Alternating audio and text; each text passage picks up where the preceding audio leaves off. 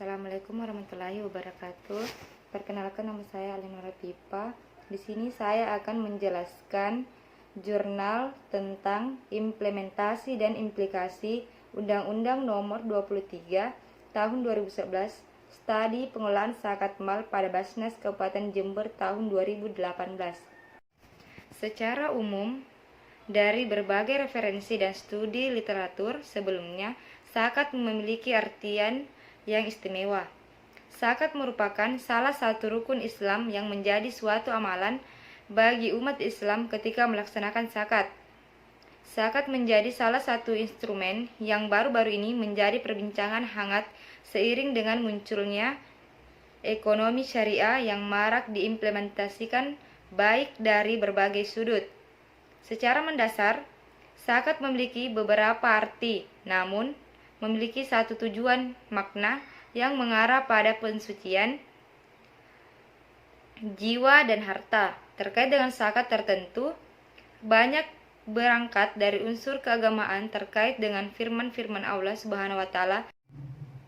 Menurut beberapa istilah yang kemudian dirangkai menjadi satu kesatuan makna, zakat adalah suatu kegiatan atau perbuatan mengeluarkan sebagai harta untuk membersihkan jiwa dan harta yang telah diwajibkan oleh Allah Subhanahu wa taala untuk diberikan kepada yang berhak menerima dengan ukuran kadar tertentu sesuai aturan yang ada. Dalam pengelolaan zakat diperlukan adanya suatu lembaga yang menaungi pengelolaan zakat sehingga zakat dapat dimanajemen dengan baik untuk mencapai keefektifan dan keefisienan dalam praktiknya. Seiring dengan pembangunan yang digencarkan pemerintah, baik dalam sisi ekonomi, budaya, sosial, dan sebagainya, peran zakat juga memberikan dampak terhadap pembangunan yang ada di Indonesia. Hal tersebut yang melatar belakangi keharusan adanya strategi pokok sehingga pelaksanaannya dapat berjalan dengan lancar, efektif, dan efisien.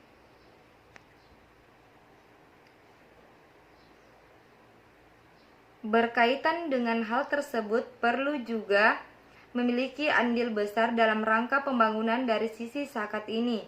Salah satu bentuk andil pemerintah dalam hal pembangunan Indonesia melalui zakat ini tertuang dalam peraturan yakni Undang-Undang Republik Indonesia Nomor 23 Tahun 2011 tentang pengelolaan zakat yang saat ini banyak menjadi topik perbincangan aktivitas maupun akademis.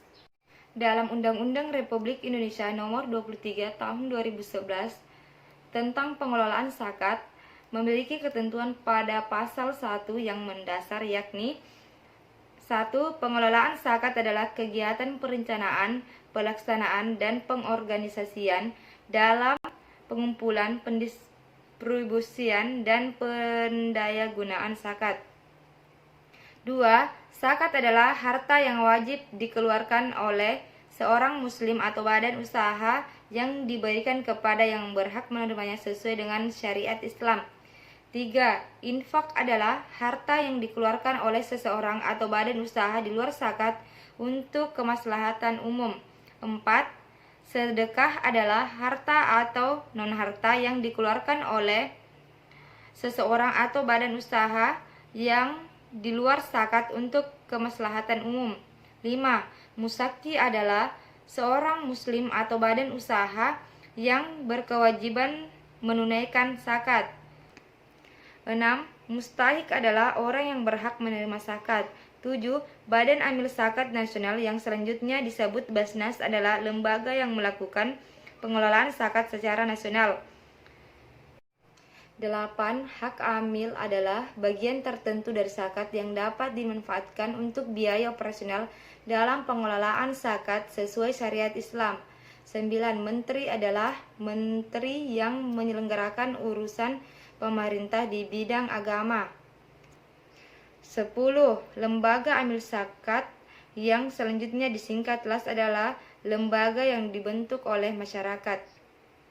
Dalam pengelolaan zakat ini juga harus memenuhi syarat sesuai peraturan Undang-Undang Indonesia dan syariat Islam, antara lain pengelolaan harus sesuai syariat Islam, amanah, memberikan manfaat, bersifat adil, adanya kepastian hukum, terintegrasi, adanya akuntabilitas sebagai bentuk transparansi. Pengelolaan zakat setiap wilayah didasarkan pada Undang-Undang Nomor 14 Tahun 2014 untuk menindaklanjuti pelaksanaan Undang-Undang Nomor 23 Tahun 2011 bahwa Basnas Kabupaten Kota sebagai pelaksanaan dan pengelola zakat dengan ketentuan pengelolaan sesuai peraturan sebagai berikut. 1. Struktur organisasi Basnas Kabupaten Kota sebagaimana dimaksud terdiri atas unsur pimpinan dan pelaksana. 2. Unsur pimpinan dalam Basnas Kabupaten Kota terdiri dari ketua dan paling banyak 4 orang wakil ketua berasal dari unsur masyarakat meliputi ulama, tenaga profesional, dan tokoh masyarakat Islam. 3. Susunan kepemimpinan tersebut diangkat dan diberhentikan oleh Bupati Wali Kota masing-masing setelah mendapat pertimbangan dari Basnas. 4. Pengangkatan dan pemberhentian pimpinan tersebut diberitahukan kepada Dirjen Bimbingan Masyarakat Islam dan disampaikan Islam tembusan kepada Kepala Kanwis Kementerian Agama Provinsi. Berdasarkan peraturan undang-undang tersebut, pengelolaan zakat di tingkat kabupaten kota dapat berjalan dengan baik dan tepat sasaran sehingga kesejahteraan masyarakat dapat ditingkatkan serta dapat mengurangi tingkat kemiskinan dan kesenjangan termasuk di Kabupaten Jember yang masih memiliki angka kemiskinan tinggi di wilayah Jawa Timur. Kesimpulan yang dapat diambil dari pembahasan ini adalah berdasarkan diskusi dan pembahasan pada bab 4, maka dapat ditarik kesimpulan terkait implementasi, implikasi, serta strategi dan permasalahan zakat sesuai dengan Undang-Undang Nomor 23 Tahun 2011 tentang pengelolaan zakat sebagai berikut. 1. Implementasi dalam pengelolaan zakat sesuai peraturan Undang-Undang Nomor 23 Tahun 2011 di Basnas Kabupaten Jember masih belum mencapai titik maksimal. Hal ini dikarenakan sosialisasi yang belum maksimal sehingga mayoritas masyarakat belum memahami pentingnya pengolahan zakat oleh lembaga zakat. Selain itu juga masih terlampau baru berdirinya lembaga Basnas di Jember sehingga sosialisasi masih belum dilakukan secara maksimal dan belum mampu menjangkau masyarakat luas.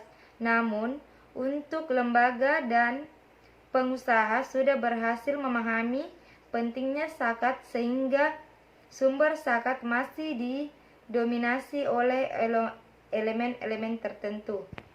2. Implikasi dalam pengelolaan zakat yang sesuai dengan Undang-Undang Nomor 23 Tahun 2011 masih belum maksimal. Hal tersebut dikarenakan peranan Basnas masih minim dan terbatas sehingga terdampak juga terhadap sumber penerimaan zakat. 3. Sementara permasalahan mendasar yang terjadi disebabkan masih rendahnya kepercayaan serta pemahaman masyarakat terhadap badan zakat yang bertugas untuk memberikan ruang kepada calon muzaki untuk melaksanakan ibadah zakat dengan efektif dan efisien serta mempermudah proses penghimpun dan pendistribusiannya. Demikian pemaparan materi dari saya.